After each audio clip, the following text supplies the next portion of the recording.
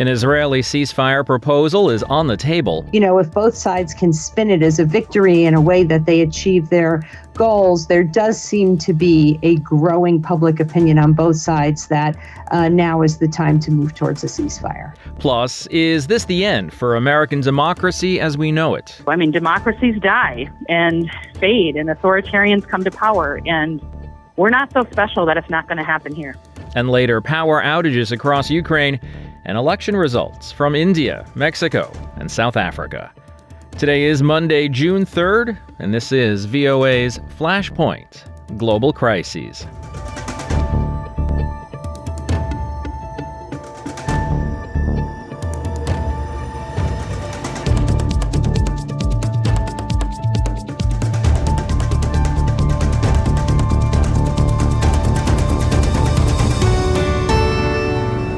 Good evening, I'm Steve Karish in Washington.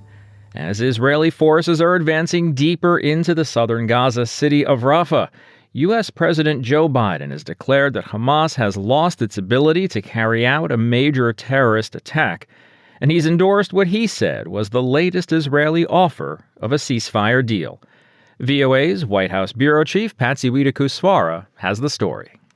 Israeli soldiers moving farther into the southern Gaza city of Rafah after seizing control of the Philadelphia Corridor, a strategic territory along Gaza's border with Egypt. The Rafah offensive has killed civilians and drastically cut off the flow of humanitarian aid. 1 million people have left the city, most of whom had been displaced earlier in the war. It's time for this war to end. From the White House, President Joe Biden laid out a 3-phase ceasefire plan that he says Israel has agreed to. Israel's made their proposal. Hamas says it wants a ceasefire. This deal is an opportunity to prove whether they really mean it. Phase 1 calls for a 6-week temporary pause in fighting, during which Israeli forces would withdraw from heavily populated areas, free hundreds of Palestinian prisoners from Israeli jails, in exchange for Hamas releasing women, the elderly, and wounded hostages. Israel would allow Palestinian citizens return to their homes and more humanitarian aid. During Phase 2, Israeli forces would withdraw completely from Gaza in exchange for the release of all remaining hostages, including male Israeli soldiers. The ceasefire would hold even if talks dragged out past the initial 6 weeks. In the third and final phase, Gaza reconstruction would begin and the remains of all deceased hostages returned. The people of Israel should know they can make this offer without any further risk to their own security because they've devastated Hamas forces over the past 8 months. While Biden described Israel's plan as a comprehensive new proposal, other than a truce while talks are ongoing, the plan does not appear to be fundamentally different from past proposals that Israel has rejected, as it does not achieve its war objective, to destroy Hamas. Prime Minister Benjamin Netanyahu said he was not ready to surrender and fold or end the war before all its objectives were completed.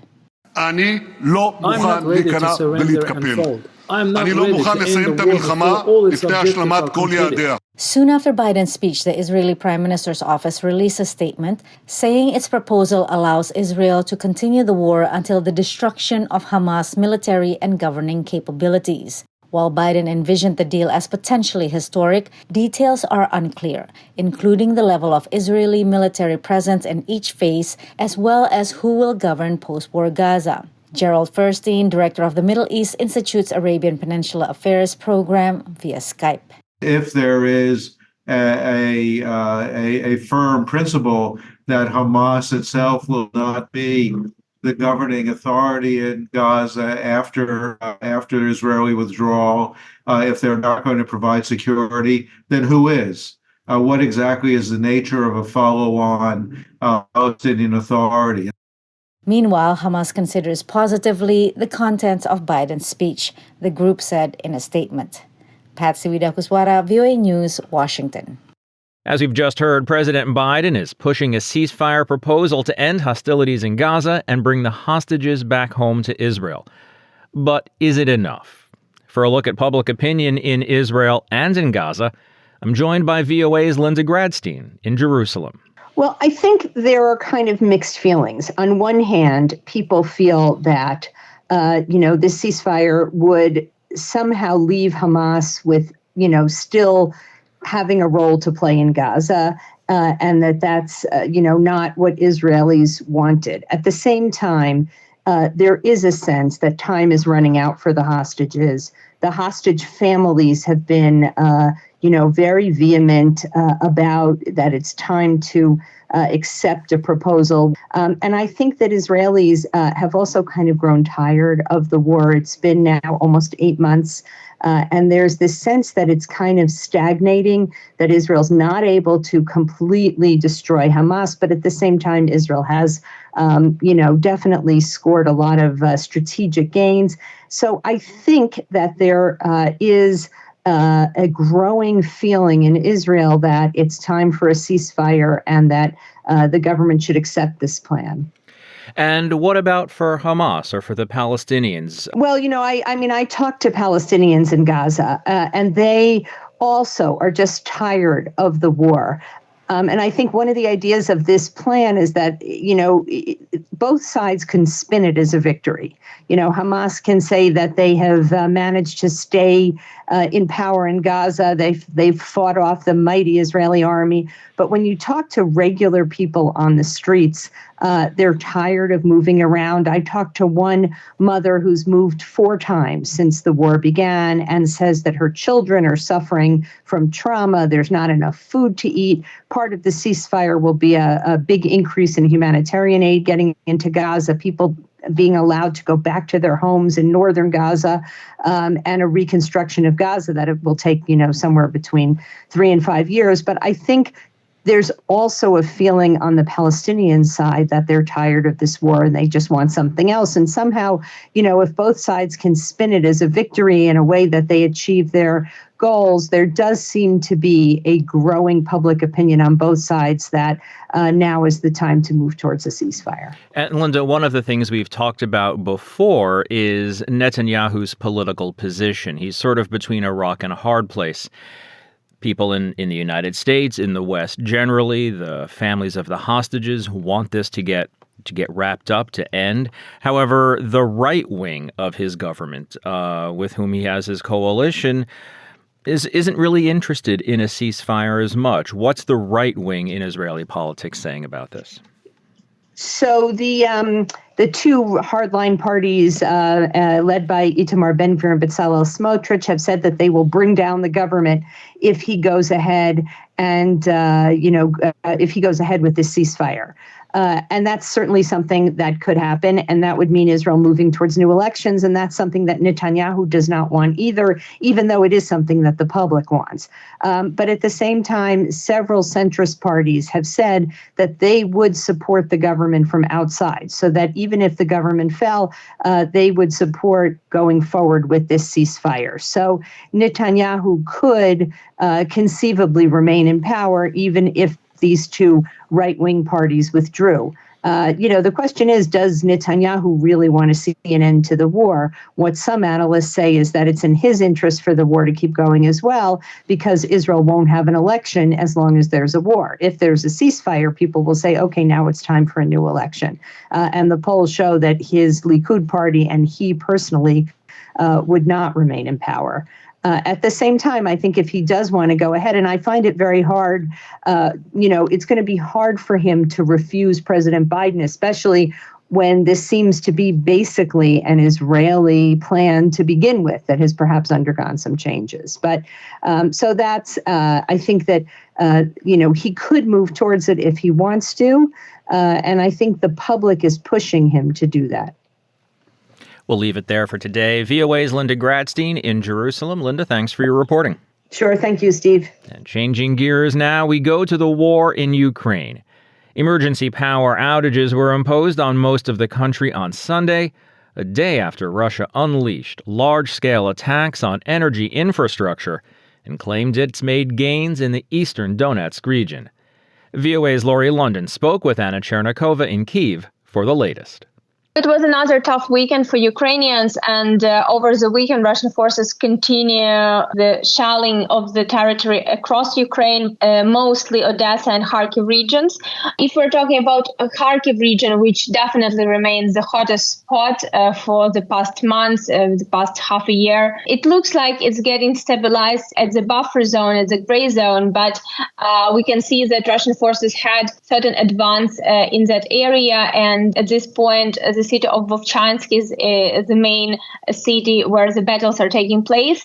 According to Ukrainian authorities, 70% of the city is under Ukrainian control. Civilians who remain at the territory under Russian control are basically hostage at this point. And Ukrainian forces predict, and Ukrainian President Volodymyr Zelensky announced that Russian forces for the next wave of the assault in the Kharkiv region, so situation might get worse sometime soon. It sounds like they're really continuing to unleash large-scale attacks on energy infrastructure. Yes, the latest shelling that happened over the weekend also damaged, once again, another shelling of the Dnipro hydroelectric power plant damaged the plant, and at this point, local authorities informed that situation is very serious, so it might be an accident if shelling continues, but at this point, the power plant do not produce any power, any energy to the Ukrainian energy system. This also caused the worsening of the situation on the Ukrainian energy market in general. So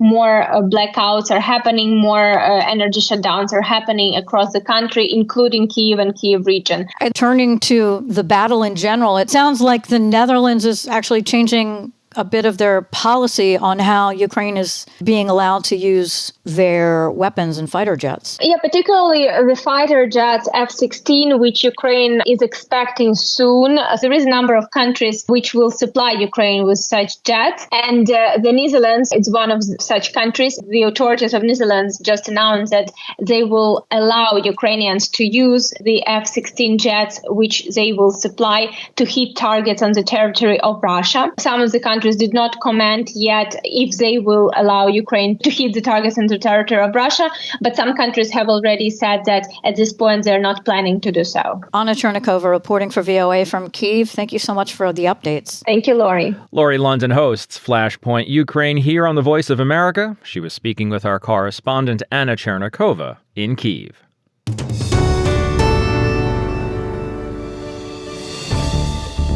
You're listening to Flashpoint Global Crises from the Voice of America. I'm Steve Karish in Washington. We'll take a look at a growing crisis of confidence in the American judicial system in a few minutes. Now, though, some election results. A preliminary, though official, vote count released early Monday showed ruling party candidate Claudia Sheinbaum winning Mexico's presidential election and becoming the country's first female leader.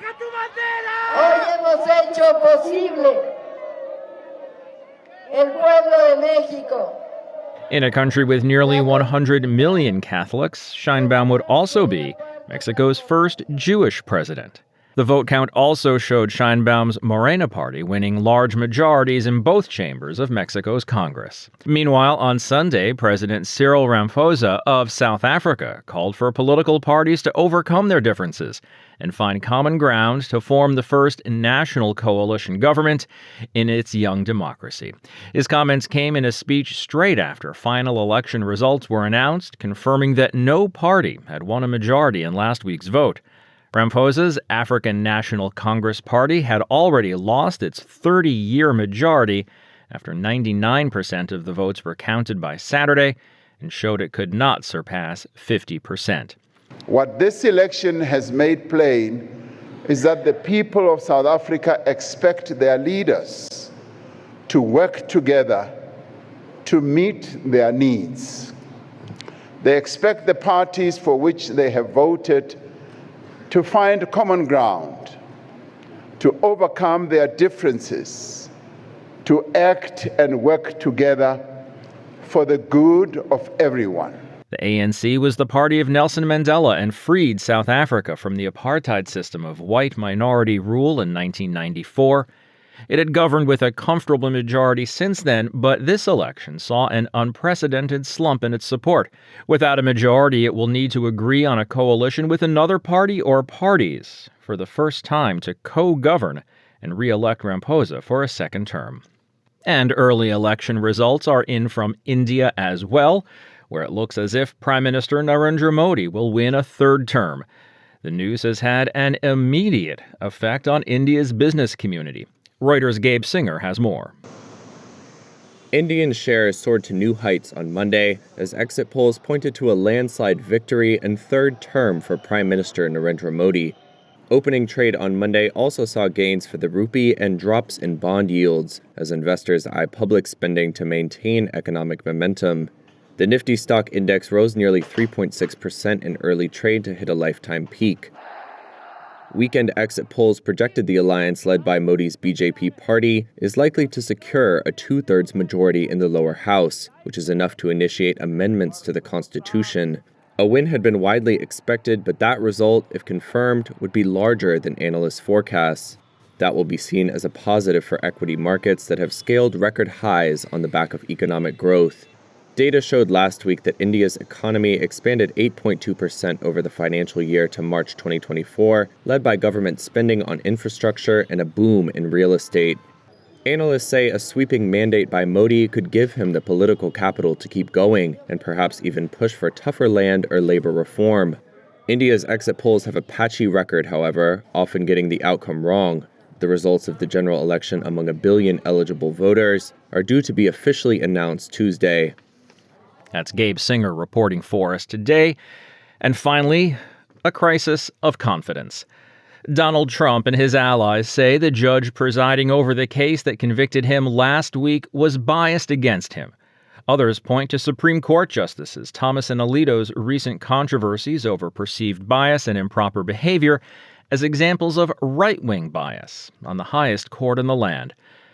If public trust in the judiciary continues to drop, what are the consequences for America? My guest is Sarah Benish. She's chair of the political science department at the University of Wisconsin at Milwaukee.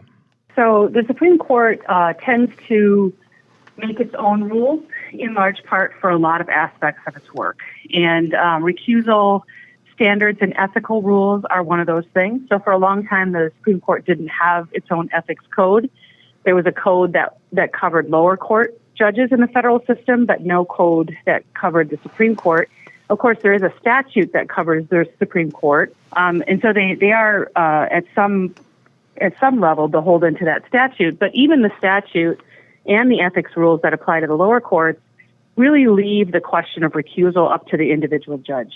And there's lots of reasons why judges would err toward staying on a case, and we want them to do that because when a justice leaves the Supreme Court's decision in a particular case, for example, then we're down to 8, and 8 is an even number, and so there's a greater likelihood of a tie, in which case nothing will happen besides just sort of the affirmance of the lower court. And so there are institutional reasons why we want the justices to participate in cases, but, there are a lot of questions that are being raised about impartiality today that we know has ramifications for the ways in which people perceive the courts.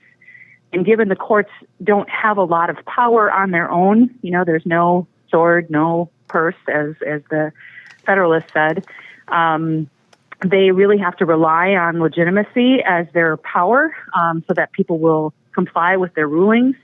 And to the extent that their engagement in cases where there is a question over impartiality hurts that legitimacy, we expect that their power will be lessened as well. And at some point, we have placed the rule of law in danger. So the question of legitimacy might outweigh these institutional reasons for staying on the bench. Right. And I think, that's a difficult question to try to study. So political scientists generally have looked at public opinion about the courts and have really framed the drivers of legitimacy to be this feeling that courts are sort of above politics and that judges make decisions in principled ways that are not driven especially by partisan interests, but also by their own ideological policy predispositions. And so to the extent that the justices behave in ways that question that differentness or make them seem like any other politician, can raise some issues with what we understand the public to sort of expect from judges. So in the aftermath of the 2020 election, the legitimacy of the elections themselves were called into question. Many now are calling into question, or at least viewing skeptically, the Supreme Court. These are two of the biggest pillars of American democracy. If those are questioned, if their legitimacy, their very existence is questioned, what does that mean for the country going forward? How can the United States get back on a more solid ideological footing? I think that's a fantastic question. And I think everyone in the United States should be asking themselves that. Because you're exactly right. So without elections, and elections legitimize government, right? When people feel like they have an opportunity to weigh in on who governs them and that they can do so fairly and we have a peaceful transfer of power and all of those kinds of things, foundational to democracy, as is the rule of law and, a Supreme Court that's charged with upholding the Constitution. Once those actors, be they, the losing candidate for president or members of the United States Supreme Court, start behaving in ways where those assumptions, those sort of bedrock principles are no longer operative, we do have trouble. And, the United States thinks itself to be very special in the world. And sure, there's a lot of things that we've done that no one else has been able to do. But we're not so special that we can't lose this thing. I think Franklin called it a big experiment at some point in his writings. And I think that's, definitely true. Democracies die and fade and authoritarians come to power. And we're not so special that it's not going to happen here. There's a certain amount of irony, you might say, in watching Donald Trump after his guilty verdict, and even before, talking about a crooked, corrupt judge. While many of the people who oppose Donald Trump are looking at the Supreme Court and also seeing what they're calling essentially crooked, corrupt judges, having taken money in vacations or flying these symbols of rebellion against the United States. Are there parallels there, or is that a good example of why impartiality must be sacrosanct in the judiciary?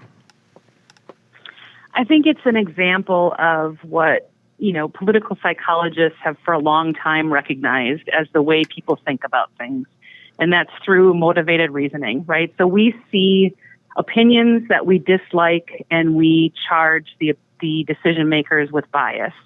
And I think that is, exactly what you see in Donald Trump's case. So while his particular judge is obviously biased, and he's called other judges so-called judges in the past as well that disagree with him or think differently from him, Samuel Alito is not biased in his view, right? And the reason is that one decision maker is giving him what he wants and the other one isn't.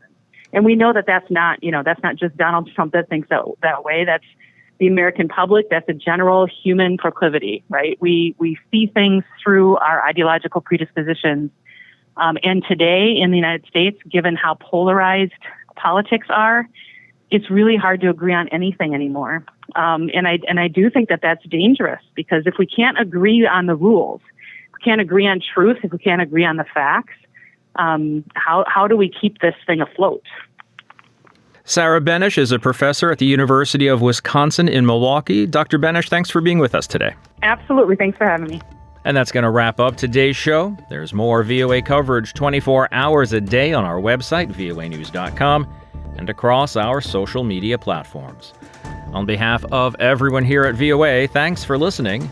Until tomorrow, I'm Steve Karish.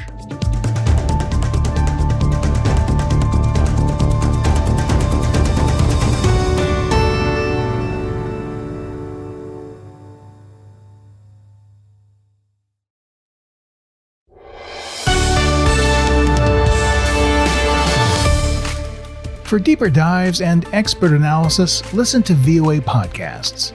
Issues in the News explores the biggest stories every weekend, while International Edition keeps you informed every weekday.